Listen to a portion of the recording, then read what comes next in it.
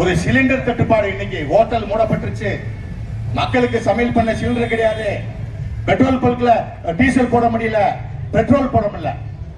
இந்த மத்திய அரசுனால சண்டை நடப்பது மத்திய கிழக்கு நாடு. ஒரு வெளிநாட்டில் நடக்கின்ற போரை ஒரு மாசம் சமாளிக்க முடியாத ஒரு மத்திய அரசாக இருக்குது என்று சொன்னால் இந்த கேடுகட்ட ஆட்சியை பற்றி என்ன சொல்வது? நான் கேட்கின்றேன். எங்களை மாறு தட்டுகிறார்கள். மரியாதைக்குரிய சகோதரர் அசோகன் சொன்னாரு, அவருக்கு நடிக்கிறதுக்கே நேரம் சரியா போச்சு. யாருக்கு ட்ரெஸ் போட நடிக்கிறதுக்கே நேரம் சரியா போச்சு. வெளியுறவுத்துறை ஜெய்சங்கரை நான் போட்டிருக்கின்றேன். ராஜதந்திரத்தில் இந்தியாவை மிஞ்சிய ஆள் இல்லை. இந்தியாவை கண்டு உலகமே பயப்படுகின்றது மேடையிலே சொல்கிறார் மோடி அவர்கள். ஆனால் நடப்பது என்ன? ஒரு போரை தாக்கு பிடிக்காமல் இன்னைக்கு இந்திய மக்கள் சமையல் பண்ண முடியாத நிலைமையில இந்த நாட்டை கொண்டு சென்றிருக்கான்னு சொன்னால் இந்த நாட்டிலே நிர்வாகம் நடக்கின்றதா? இல்ல இந்த நாட்டிலே மக்களை பத்தி அவர் என்ன நினைச்சிருக்காரு? எதற்காக? மீண்டும் சொல்றேன், போர் நடப்பது மத்திய கிழக்கு நாட்டுல 5000 கிலோமீட்டருக்கு அங்கிட்டு. நீ என்ன செஞ்சிருக்கணும்? சிலிண்டரை சேர்த்து வாங்கி வச்சிருக்கணும், பெட்ரோலை சேர்த்து வாங்கி வச்சிருக்கணும். உலகத்துல எப்பெல்லாம் சூழ்நிலை மாறுதோ அப்ப நீ வாங்கி சேமிப்பு பண்ணி வச்சிருக்கணும். மக்களை சுகூகமாக வாழ்வதற்கு வழி செய்திருக்கணும். 10 ஆண்டுகள் ஆட்சியில் நீங்க இருந்திருக்கீங்க, ஆனால் தாக்கு பிடிக்க முடியல. அதே நேரத்தில் ஏதாவது நம்ம உள்ளூர்ல பிரச்சனை எப்படி தாக்கு பிடிப்பாரு இந்த மத்திய அரசு? எப்படி தாக்கு பிடிக்கும்?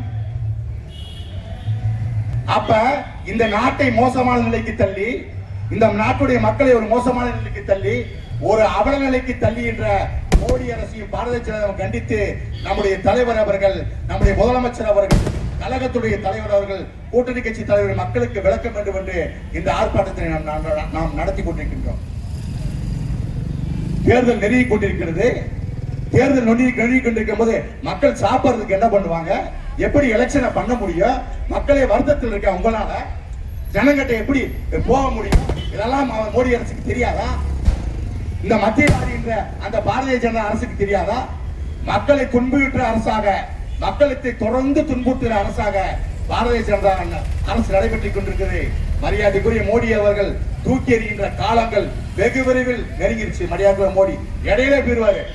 நாட்டை இடையிலே மக்களா விரட்டி வீட்டுக்கு அனுப்பிடுவாங்க. பல நாடுகள் நடந்திருக்கு. மக்கள் விரோத ஆட்சி எந்தெந்த தலைவர்களாம் ஆண்டார்களோ, மக்களுக்கு எதிராக எந்தெந்த அரசெல்லாம் செயல்பட்டதோ, மக்களுக்குடைய நன்மைக்கு எதிராக எந்தெந்த அரசெல்லாம் செயல்படுகின்றதோ, நாட்டில் ஜனநாயகத்துக்கு எதிராக எந்த அரசு செயல்படுகிறதோ அந்த அரசெல்லாம் உலக அளவிலே தூக்கி போட்டிருக்கார்கள். உங்களையும் தூக்கி போடுகின்ற காலம் வெகு விரைவில் வரும். வருகின்ற சட்டமன்ற தேர்தல் இன்னைக்கு பாருங்க, கூட்டணி எப்படி கூட்டணி வந்திருக்கு பாருங்க. காங்கிரஸ் ஒரு பக்கம் எழுச்சியா வந்திருக்கு. காங்கிரஸ் போயிடாதா அப்படின்னு ஒரு நப்பாச. காங்கிரசுக்கும் திராவிட முன்னேற்ற கழகத்துக்கும் இயற்கை கூட்டணி.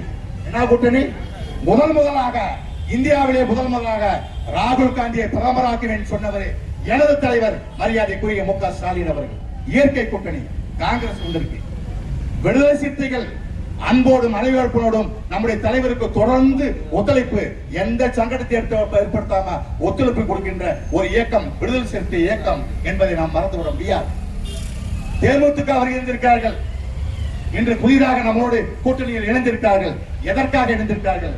தமிழ்நாட்டை மரியாதைக்குரிய தளபதியார் மு க ஸ்டாலின் அவர்கள் காப்பாற்ற முடியும். இந்த தமிழ்நாட்டு மக்களை அவர்தான் காப்பாற்ற முடியும். உலகத்தில் உள்ள தமிழர்கள் எல்லாம் காப்பாற்றுக்கான சக்தி திராவிட முன்னேற்ற கழகத்தால் உண்டு. வேற எந்த இயக்கத்தும் கிடையாது. அந்த கூட்டணியை இணைந்து பாரதிய ஜனதா அடிமை கூட்டணி அதிமுகவை விரட்டுவோம் என்பதற்காக அவர்கள் இணைந்திருக்கிறார்கள். கம்யூனிஸ்ட் கட்சியை சேர்ந்தவர்கள் இருக்கிறார்கள் நம்மளோடு உறுத்தாக. மறுமலர்ச்சி திராவிட முன்னேற்ற கழகத்தை சேர்ந்தவர்கள் நம்மோடு உறுத்தாக இருக்கிறார்கள். அனைத்து கட்சி எல்லா கட்சிகளும் தமிழ்நாட்டுடைய நிலைமை புரிந்து, இந்தியாவை புரிந்து கொண்டு, மோடியுடைய பாசிச அரசை புரிந்து கொண்டு அந்த அரசை அந்த மீண்டும் திராவிட முன்னேற்ற கழகத்தின் ஆட்சி அமைப்பதற்காக ஒன்று சேர்ந்திருக்கும் ஒரு கொள்கை கூட்டணி. இந்த கூட்டணி எடப்பாடி அவர்களே, உங்களுக்கு என்ன கொள்கை இருக்கிறது? டிடிவி தினகரன் அவர்களே, உங்களுக்கு என்ன கொள்கை இருக்கிறது?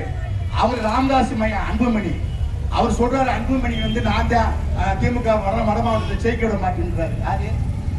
அவங்க அப்பா என்ன சொல்றாருன்னா, நான் ஒரு தவறான பிள்ளையை பெற்று வளர்த்துட்டேன்னு சொல்றாரு. யாரப்பா? அந்த இயக்கத்தை வளர்த்த அந்த ராமதாஸ் சொல்றார். யாரா? அன்புமணி. அவரு நான் வடநாட்டில் நான் ஜெயிக்க வச்சு சொல்லிக்கின்றார். மரியாதைக்குரிய எடப்பாடி அவர்களே, மரியாதைக்குரிய மோடி அவர்களே, திராவிட முன்னேற்ற கழகத்தின் தலைமை வெற்றி வரும். மீண்டும் திராவிட முன்னேற்ற கழக ஆட்சி அமைக்கும். விரைவில் இந்திய மக்கள் அனைவரும் சேர்ந்து உங்களை ஓட ஓட விரட்டுவார்கள், இந்தியா விட்டே துரத்துவார்கள் என்பதை இந்த நேரத்தில் கூறிக்கொண்டு வாய்ப்புக்கு நன்றி கூறி விடைபெறுகின்றேன். நன்றி, வணக்கம்.